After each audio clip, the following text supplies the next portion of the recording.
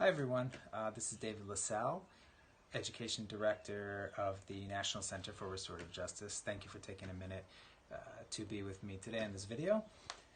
So I've been trying to make a couple of these short videos dealing with current events, things that are happening out in the world, but looking at them through a restorative lens. Last month I spoke briefly about the COVID-19 pandemic and accountability. This month I'd like to look at the Black Lives Matter movement and all of the protests happening across the United States and the world for justice and for equity. A very pertinent topic to restorative justice, and it got me thinking about restorative justice versus transformative justice. These are two terms that you might hear when you're looking at this work, and there's been a bit of a debate about these terms since the beginning, so I wanted to speak a little bit about that. So of course the protests sparked by recent police killings and all sorts of cases of brutality and unfair targeting of, especially of men of color around the country, make people think, well, this is the status quo. This is what's happening right now. This is the current unfair, unjust, and unacceptable system. Why would we want to, quote unquote, restore that system? Wouldn't we want to abolish that system and start with something totally different? And in that way, I think a lot of people think, yeah, it's not about restorative justice, it's about transformative justice.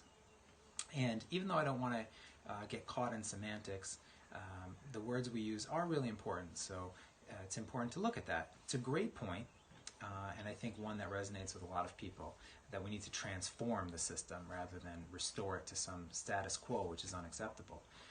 But I want to point out that the restorative in restorative justice really refers to restoring relationships within the community. And so in a restorative system, you're working hard to build strong community relationships and restore them when they're harmed or when things go wrong. And so in that way, I think doing that work really can be transformative for the people involved, who are being heard and being given a chance to work together collaboratively to repair harms when they occur. Something that we're not necessarily seeing in the criminal justice system, which is part of people's outrage. And so in this way, I really think that the term restorative justice is still a noble term that applies perfectly to the work that we're doing and has the power to transform the current system. So I wanted to just clarify that point between those terms. Absolutely, things need to change, be transformed, and we can achieve that through all of the work we're doing with restorative practices and the restorative justice system. So wishing the best to everyone who's out there fighting for change, and hope that clarified a small point on the words we use in restorative justice. Thank you for joining me.